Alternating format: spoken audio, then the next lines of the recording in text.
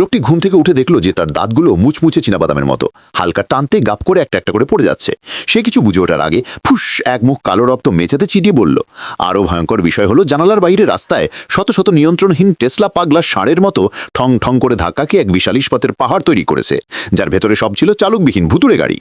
এই সমস্ত অদ্ভুত ঘটনা শুরু হয়েছিল সেই অদ্ভুত রাত থেকে। আসলে জ্যাকের পরিবার একটি বিলাসবহুল ভিলায় ছুটি কাটাচ্ছিল।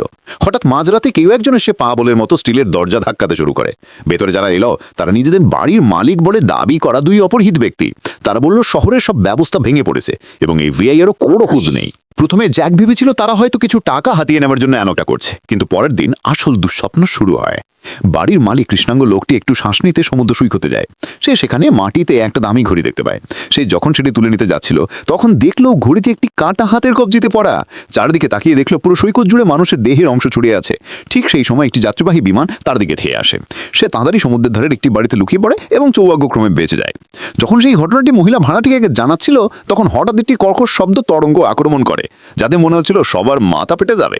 স্পেনে পড়ে থাকা তার ছেলেকে বাঁচানোর জন্য জ্যাক প্রতিবেশীর কাছে ওষুধ চাইতে যায়। তবে এই মহাপ্রলয়ের সময় টাকা টয়লেট পেপার থেকেও মূল্যহীন। প্রতিবেশী কথা না বাড়িয়ে সরাসরি 9 AM ক্যারিবারের বন্দুক ছেলে জ্যাককে গুলি করে মেরে ফেলতে চায়। শেষ মুহূর্তে জ্যাক হাঁটুটিরে উন্নয় করে কয়েকটা ওষুধ জোগাড় করতে পারে। প্রতিবেশী তখন জানায় যে এই সব কিছুই একটি সুচিন্তিত ধ্বংসাত্মক পরিকল্পনার অংশ। কথা শেষের সঙ্গে সঙ্গে দূরে প্রচুর জোরে একটা শব্দ হয়, একটা দিশায় মাশরুম মেঘ উপরে উঠে আসে এবং শহরটি মুহূর্তের মধ্যে ছাই হয়ে যায়।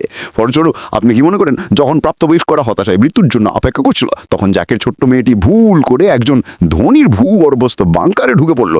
এখানে শুধু উপরত না স্ন্যাক্সই নয়, পুরো ফ্রেঞ্চ ফ্রাইয়ের ভিডিওটা পুরো রয়েছে। বাইরে পৃথিবী যখন ধ্বংস হচ্ছিল তখন শেষ হয়ে বসে মনের সব কিছু শেষ হুমচির মুহূর্ত উপভোগ করছিলেন।